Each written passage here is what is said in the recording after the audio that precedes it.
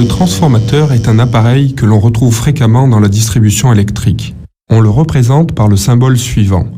La tension étant alternative et sinusoïdale, il permet de modifier son amplitude. Il fonctionne en abaisseur si la tension de sortie est inférieure à la tension d'entrée. Dans le cas contraire, on parle de fonctionnement en élévateur. L'énergie électrique produite par les centrales doit être acheminée jusqu'aux utilisateurs. C'est le rôle des réseaux de transport et de distribution. Mais les pertes par effet Joule dans les câbles sont d'autant plus importantes que la distance à parcourir est grande et le courant important. Des transformateurs placés en sortie des centrales élèvent la tension de manière à diminuer la valeur du courant pour une même puissance transportée. D'autres transformateurs placés près des centres de consommation permettent d'adapter la tension aux besoins des utilisateurs. Du fait de l'évolution au cours du temps, on retrouve différentes tensions sur le réseau français. Le réseau de grand transport, qui couvre des distances importantes, s'effectue sous 400 kV ou 225 kV. Ensuite, pour des distances plus faibles, il existe des réseaux sous 90, 63, 20 ou 6,5 kV. Certains gros consommateurs d'énergie sont directement alimentés sous ces tensions. Pour alimenter le particulier, et sous de faibles distances, la distribution se fait sous 230-400 volts. À chaque niveau, ce sont des transformateurs qui assurent l'adaptation entre les différents réseaux.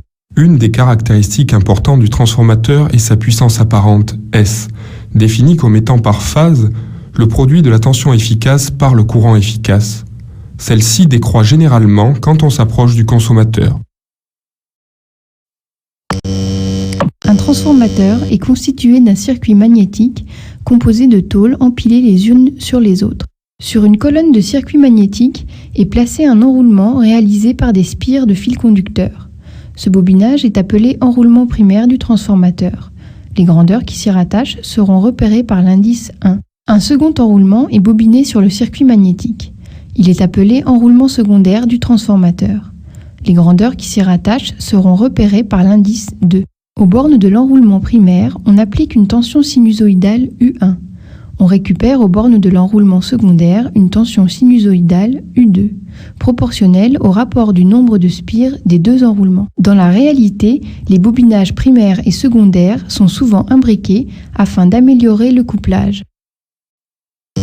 En triphasé, le circuit magnétique comporte généralement 3 colonnes. Sur chaque colonne, un enroulement primaire est imbriqué avec un enroulement secondaire. Voici une coupe d'un transformateur triphasé, où l'on peut voir les enroulements primaires et secondaires, ainsi que le circuit magnétique. En gris, le circuit magnétique composé de tôles empilées. En orange, les brides permettant de maintenir les tôles serrées entre elles. En vert, l'enroulement secondaire. En bleu, l'enroulement primaire. En jaune, les barres de couplage des enroulements secondaires. En violet, les barres de couplage des enroulements primaires. Un courant circulant dans un fil produit un champ magnétique H. Dans le cas d'une bobine, les lignes de champ sont réparties ainsi. Dans un matériau, la densité de flux magnétique B dépend de sa perméabilité μ, c'est-à-dire de son aptitude à canaliser les lignes de champ.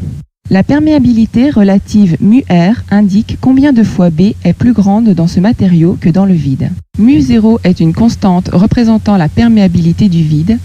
μ est égal au produit μ0 μR. La réluctance R est une grandeur qui tient compte des dimensions et de la perméabilité du circuit magnétique.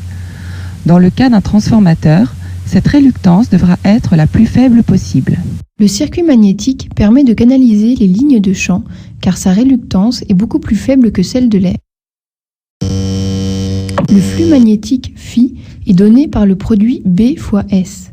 Si l'on néglige les fuites magnétiques, le flux dans le circuit est conservatif. S'il y a une variation de flux, il apparaît aux bornes de l'enroulement une force électromotrice induite proportionnelle au nombre de spires et à la dérivée du flux par rapport au temps.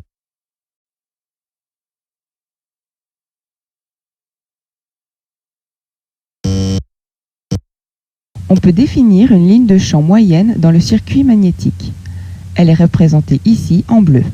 D'après le théorème d'Ampère, la circulation du champ H sur le contour L est égale à la somme des courants enlacés.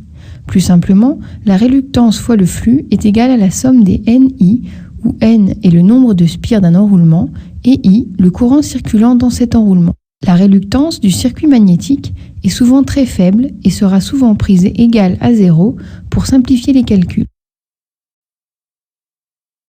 Lorsqu'il est soumis à une tension sinusoïdale, l'enroulement primaire est parcouru par un courant I1 également sinusoïdal. Ce courant crée par induction un flux phi variable dans le circuit magnétique. Ce courant est appelé courant magnétisant du transformateur. Il apparaît aux bornes de l'enroulement secondaire soumis à un flux variable une force électromotrice induite proportionnelle au nombre de spires de cet enroulement.